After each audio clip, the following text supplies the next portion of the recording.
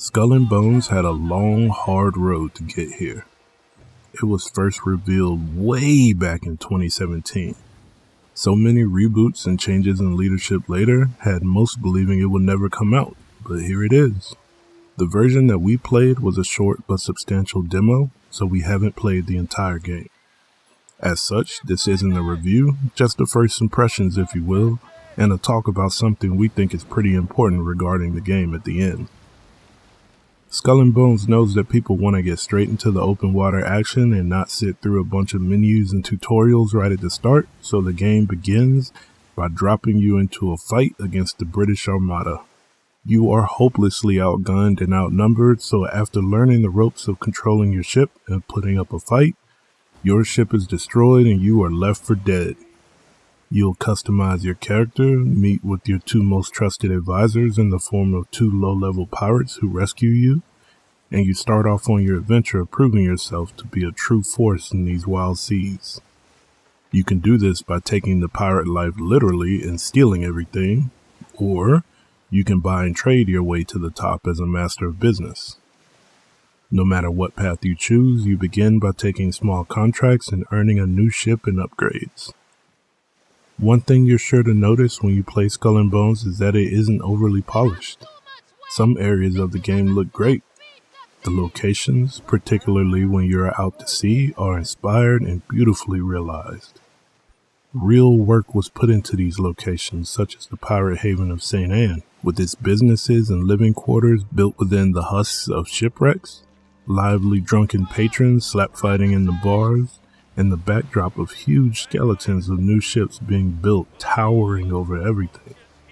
Once you get out into the open ocean, you'll see the area is huge with lots to explore and discover. On the other hand, some things obviously don't look so great. After Baldur's Gate 3 and Horizon Forbidden West, these last generation facial animations don't stand up to scrutiny, and the lighting all around the environments is flat and uninspired. There's lots of pop-in all over the place and janky or completely missing animations everywhere. There's good and bad filling the screen no matter where you look. Like, a lot of the early missions have you gathering resources to build equipment you'll need, such as a better boat. As you sail, the animations of your small crew manning the ship and manipulating the sails are fantastic. The lumber you need to track down might be floating in the water, so you would expect to be able to slow down and have a crew member fish it out of the water, right? Nope, you just press a button, and the lumber or whatever other FedEx package is floating out in the waves just teleports into your cargo hold. It's a little jarring, and it's small things like that adding up that will hold this game back from being a truly immersive experience. I'm willing to bet that in the effort to stop all the delays and finally just get the game out the door, the developers knew that they would have to let some of the small things slide. They do have the opportunity to refine the game after it has been released, but that approach will turn some people off the game, and that's totally fair. But here's where we really have something to say. No matter what you think of the game itself, or of Ubisoft, or how the development of this game was handled, the one thing I think we can all agree on is that for a brand new IP coming out in the year of our Lord 2024, it's very welcome to see it arrive a week ahead of release with a full weekend of unrestricted beta/demo access for everyone.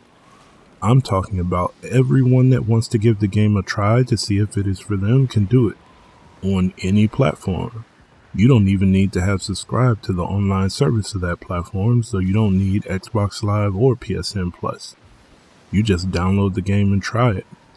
You can play a good chunk of the beginning of the game by yourself or with friends, and if you decide that you like it and you want to buy the game, all your progress transfers over. No matter how you look at it, that is the best rollout of a new game that I've seen in maybe ever. You may play the game and not like it, and that's fair enough. But the same way you would call out a game publisher for practices that are unfriendly to consumers, Ubisoft deserves credit for taking an approach that is both fair to them and fair to the customer.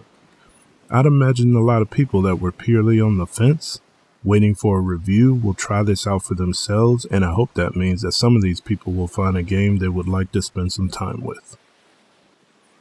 It's way too early to tell if this is going to be a thing that other big games follow through on, but we really hope so. It can be a risk investing $70 into an unproven new franchise, and allowing everyone to try the game out for themselves is a big move. As much as people love to call out when big companies do shady things that are wrong and anti-consumer, we need to be fair and also call out when they do something right. Big salute to Ubisoft for handling this the right way. Thank you for listening. What did you do? Did you dig for your gold? I guess I'll keep digging until I get old. What did you drink? Did it make you go blind? I only get drunk on the very best kind.